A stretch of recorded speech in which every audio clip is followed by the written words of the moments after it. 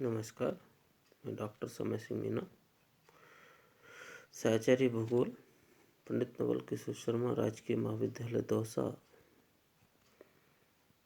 में कार्यरत हूँ। आज के इस वीडियो में मैं एमए फाइनल के विद्यार्थियों के लिए नगरीय भूगोल विषय में जो कल हमने पूर्व के जो व्याख्यान है उसमें हमने नगरों की आंतरिक संरचना संबंधी सिद्धांत की जो श्रृंखला है उसमें हमने बताया कि वर्गीस महोदय द्वारा संकेंद्रीय वलय सिद्धांत के बारे में विस्तार से चर्चा की। आज के इस वीडियो में मैं आपको खंड सिद्धांत के बारे में बताने जा रहा हूँ। तो नगरों की आंतरिक संरचना संबंधी जो सिद्धांत है उसमें दूसरा सिद्धांत आता है खंड सिद्धांत। इसको हम सेक्टर थ्योरी के नाम से भी जानते हैं। खंड का मतलब नाम से ही विदित है। खंड का मतलब टुकड़े या सेक्टर्स। तो इस खंड सिद्धांत या सेक्टर थ्योरी के बारे में हम आगे जो चर्चा करने जा रहे हैं तो ये है क्या, ये सिद्धांत क्या कहता है, किस चीज़ पर आधारित है। तो नगरों के विकास व भीतरी बनावट पर आधारित इस सिद्धांत का प्रतिपादन होमर व्हाइट नाम महोदयों ने 1939 ईस्वी में किया था। यानी नगरों के विकास व भीतरी बनावट, यानी कि दो बातें हैं, नगरों के विकास की और उसके भीतरी बनावट की।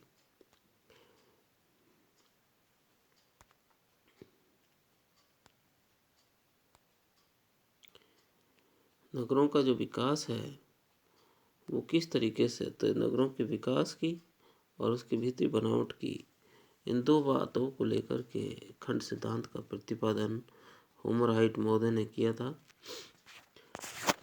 जो कि 1939 ईस्वी में किया गया। ये सिद्धांत 142 अमेरिकी नगरों के अध्ययन पर आधारित था। यानी कि अमेरिका के लगभग 142 नगरों का अध्ययन, स्टडी की उनके ऊपर और ये सिद्धांत प्रतिपादन किया। और होमर व्हाइट ने इन नगरों में 5 प्रकार के खंडों का होना बताया है कि ये जो 5 प्रकार के खंड हैं ये कौन कौन से हैं। तो उन्होंने पहला खंड बताया केंद्रीय व्यापार क्षेत्र, पेटी, जिसको हम CBD या सेंट्रल बिजनेस डिस्ट्रिक्ट्स के नाम से जानते हैं। यह ऐसा क्षेत्र होता है जो कि केंद्र में पाया जाता है, किसी भी नगर के केंद्र में स्थित होता है, जिसको CBD के नाम से भी जानते हैं। यह केंद्रीय व्यापार क्षेत्र होता है, यानी सारी व्यापारिक गतिविधियाँ इस CBD के तहत ही होती हैं।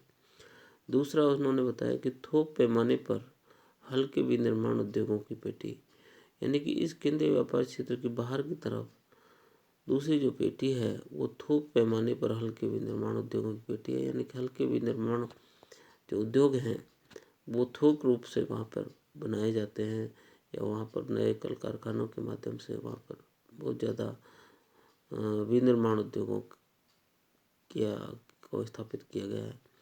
तीसरी है निम्न श्रेणी की रिहायशी आवासों की पेटी, यानी कि इस तीसरी पेटी में जो कि इस विनिर्माण उद्योग में काम करने वाले जो लोग हैं उनके पास में उसमें काम करने वाले लोगों की जो तीसरी पेटी है के रूप में वो स्थित होते हैं, जिसको हम निम्न श्रेणी की रिहायशी आवासों की पेटी के नाम से जानते हैं। यहाँ पर मजदूर वर्ग के लोग ज़्यादातर रहते हैं।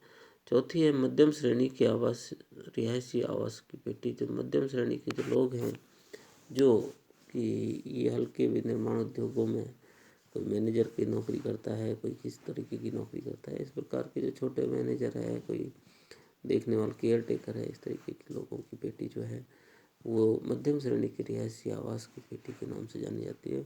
और पांचवी पेटी है उच्च श्रेणी की रिहायशी आवास की पेटी।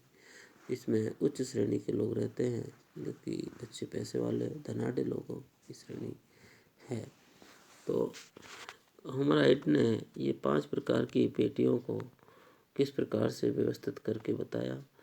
तो उक्त 5 प्रकार के खंडों के द्वारा होमर व्हाइट ने संपूर्ण नगर को एक वृत्ताकार रूप में तथा उन्होंने एक वृत्ताकार रूप में बताया तथा उसके केंद्र से विभिन्न दिशाओं में अरीय प्रतिरूप में विकसित श्रेणी को खंड कहा गया। विभिन्न दिशाओं में, जैसे कि इधर से कोई यहाँ से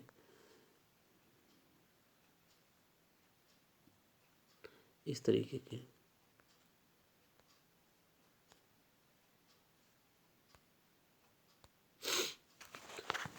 तो उक्त 5 प्रकार के खंडों के द्वारा होमर हाइट ने संपूर्ण नगर को एक वृत्ताकार रूप में तथा उसके केंद्र से विभिन्न दिशाओं में अरीय प्रतिरूप में विकसित श्रेणी को खंड कहा गया है। प्रमुख परिवहन मार्गों के सहारे खंडीय विकास के कारण नगर का प्रतिरूप तारानुमा अष्टभुजा जैसा हो जाता है। यानी कि किसी भी नगर के अंदर, कोई भी अगर नगर है, उसके अंतर्गत केंद्र है, उस केंद्र से अलग अलग दिशाओं में सड़क मार्ग फैला हुआ है। तो ये जो सड़क मार्ग है, ये किस प्रकार से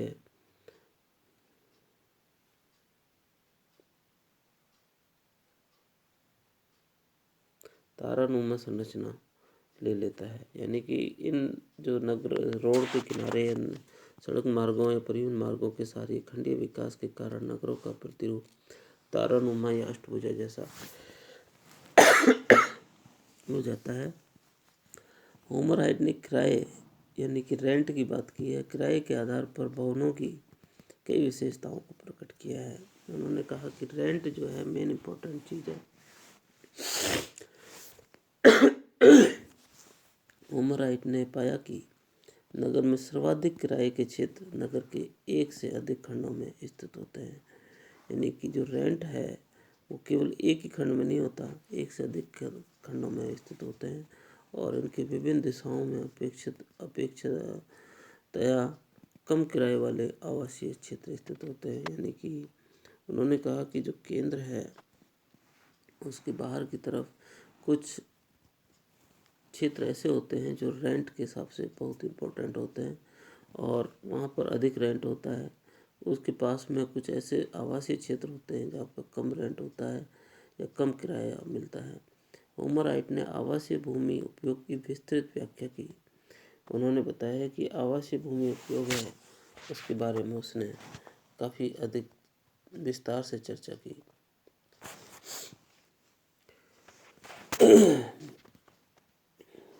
होमर हाइट ने आवासीय भूमि उपयोग की विस्तृत व्याख्या की। भूमि उपयोग की दृष्टि से नगर कई खंडों में बटा होता है। वे खंड नगर केंद्र से बाहर की ओर फैले होते हैं। इनमें नगर केंद्र के निकट जिस प्रकार का भूमि उपयोग मिलता है, नगर के बाहर की ओर भी उसी दिशा में उसी प्रकार का भूमि उपयोग मिलेगा। यानी कि एक तरफ अगर कोई भूमि उपयोग हो रहा है जहाँ पर सब्जी हो रही है, तो बाहर की तरफ भी उसमें उसी प्रकार का भूमि उपयोग देखने को मिलेगा। आगे उन्होंने बताया कि इसमें केंद्र स्थल नगर के केंद्र में स्थित होता है। जो केंद्र स्थल होता है वो नगर के बिल्कुल केंद्र में होता है, बीचों बीच में स्थित होता है।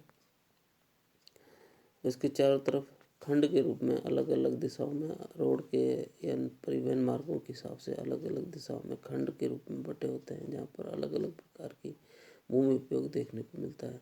थोक व्यापार व हल्का विनिर्माण उद्योग सीबीडी से प्रारंभ होकर दो विभिन्न खंडों में की परिधि सीमा तक फैला होता है। यानी कि जो सीबीडी का एरिया है, थोक व्यापार है, वो इस केंद्र से निकल करके अलग अलग दिशाओं में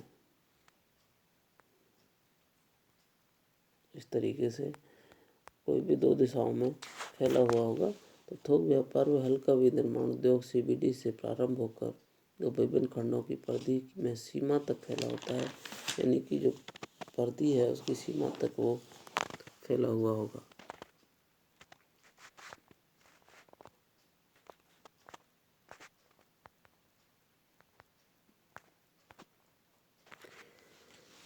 निम्न श्रेणी, आगे उन्होंने बताया कि निम्न श्रेणी के आवासीय क्षेत्र भी विनिर्माण उद्योग खंडों के सन्निकट दोनों ओर फैली हुई त्रिज्या खंडों में व सीबीडी के एक और सीमा पर पाए जाते हैं। जो निम्न श्रेणी के जो आवासीय क्षेत्र हैं वो भी विनिर्माण उद्योग खंडों के सन्निकट उनके आसपास ही दोनों ओर फैली हुई त्रिज्या खंडों में सीबीडी के एक और सीमा पर पाए जाते हैं। आगे उन्होंने बताया कि मध्यम वर्ग के आवासीय क्षेत्र उच्च श्रेणी के आवासीय खंड के सहारे दोनों ओर निम्न श्रेणी के आवासीय खंडों के बाहर की ओर पाए जाते हैं। यानी कि जो मध्यम वर्ग के आवासीय जो क्षेत्र हैं वो उच्च श्रेणी के आवासीय खंड के सहारे उसके पास पास दोनों ओर निम्न श्रेणी के आवासीय खंडों के बाहर की ओर पाए जाते हैं। यानी कि एक तरफ निम्न श्रेणी के लोग होंगे तो दूसरी तरफ उच्च श्रेणी के लोग होंगे। तो निम्न श्रेणी के और उच्च श्रेणी के आसपास के जो क्षेत्र हैं उसमें मध्यम प्रकार के लोगों के आवासीय क्षेत्र पाए जाते हैं, इसलिए उसको मध्यम श्रेणी के आवासीय क्षेत्रों की पेटी कहा जाता है। उच्च श्रेणी के आवासीय क्षेत्र एक या एक से अधिक खंडों की बाहरी सीमा पर पाए जाते हैं। यानी कि जो उच्च श्रेणी के आवासीय खंड हैं जो कि 5 प्रकार के हैं वो एक या एक से अधिक खंडों में पाए जाते हैं, क्योंकि जहाँ पर उच्च श्रेणी के लोग रहते हैं। आर्थिक स्तर के अनुसार उच्च श्रेणी के आवासीय क्षेत्र एक या एक से अधिक खंडों की बाहरी सीमा पर बसा मिलता है। आर्थिक स्तर के अनुसार विभिन्न वर्गों के आवासीय क्षेत्रों में स्थित न होकर परिवर्तनशील होते हैं, लेकिन ये उसी खंड की बाहरी सीमा की ओर बढ़ते हैं। यानी कि आर्थिक स्तर के अनुसार विभिन्न वर्गों के आवासीय क्षेत्र स्थिर न होकर के परिवर्तनशील, यानी कि इन्होंने बताया कि जो आवासीय क्षेत्र है वो स्थिर नहीं है बल्कि परिवर्तनशील रहता है। यानी कि निम्न वर्ग के लोग जो है उच्च वर्ग के लोगों के आवासीय क्षेत्र में परिवर्तन अपना आवास परिवर्तन कर लेते हैं और मध्यम श्रेणी के लोग जो है उच्च श्रेणी के क्षेत्रों में जहाँ लोग रहते हैं उनमें अपना आवास परिवर्तन कर लेते हैं। उच्च श्रेणी के क्षेत्र की ओर बढ़ने की प्रवृत्ति निम्न भाग में पाई जाती है। यानी कि नीचे से उच्च श्रेणी की तरफ लोगों के बढ़ने की प्रवृत्ति देखने को मिलती है। जैसे चित्र में बताया है कि जो पहला खंड है, चित्र में हम बता रहे हैं कि जो पहला खंड है प्रथम श्रेणी है, यानी कि ये सड़क है, कोई भी सड़क मार्ग है, ये कोई केंद्र है, इससे सड़क मार्ग निकले हुए अलग अलग दिशाओं में। इन अलग अलग सड़क मार्गों के किनारे पर ये लोग बसे हुए हैं इस तरीके से।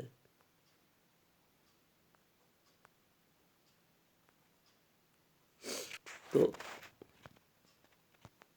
ये पहला प्रकार का जो है केंद्रीय व्यापारिक क्षेत्र कहलाता है, जिसको CBD के नाम से जानते हैं।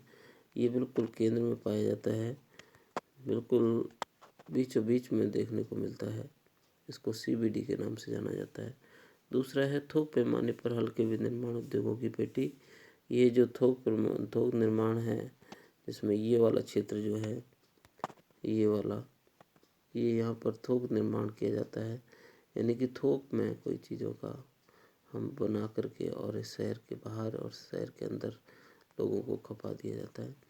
तीसरे प्रकार का जो क्षेत्र है वो है जहाँ पर निम्न श्रेणी के लोग रहते हैं। यानी कि इस थोक निर्माण उद्योग के आसपास जो है तीसरे प्रकार के लोग रहते हैं इस क्षेत्र में, ताकि उनको वहाँ रोजगार उपलब्ध हो जाए और इन इंडस्ट्रीज़ में या छोटे छोटे उद्योगों में काम करने वाले मजदूरों को की पर्याप्त पूर्ति यहाँ से इन क्षेत्रों से हो जाए। चौथे प्रकार का जो क्षेत्र है वो है मध्यम श्रेणी का, जो कि ये वाला जो क्षेत्र है ये मध्यम श्रेणी के लोगों का क्षेत्र है, जहाँ पर मध्यम श्रेणी के लोग निवास करते हैं। और पांचवा जो क्षेत्र है वो है उच्च श्रेणी के लोगों का, जो कि यहाँ पर कुछ अलग ही क्षेत्र होता है जहाँ पर अपना उच्च श्रेणी के लोग निवास करते हैं। अब इन सारे के सारे जो क्षेत्र हैं इनमें किस प्रकार से निम्न कैटेगरी के जो लोग हैं वो मध्यम कैटेगरी के आवासीय क्षेत्रों में अपना स्थान बना लेते हैं और मध्यम श्रेणी के जो लोग हैं वो उच्च श्रेणी के लोगों में जाकर के अपना निवास स्थान बना लेते हैं। तो ये कि निवास स्थान जो है वो परिवर्तनशील होता है, यानी मध्यम से उच्च और उच्च से और ज़्यादा संपन्न लोगों का जो क्षेत्र है वो बाहर की तरफ एक खंड के रूप में विद्यमान होता है। तो ह्यूमन राइट महोदय ने खंडों के माध्यम से अलग अलग शहर, एक नगर है उसको किस तरीके से अलग अलग खंडों में किस प्रकार के लोगों का निवास स्थान देखने को मिलता है और वहाँ पर भूमि का उपयोग किस प्रकार से किया जाता है, इसके बारे में उन्होंने विस्तार से चर्चा की। तो आज के इस वीडियो में बस इतना ही। नमस्कार, धन्यवाद।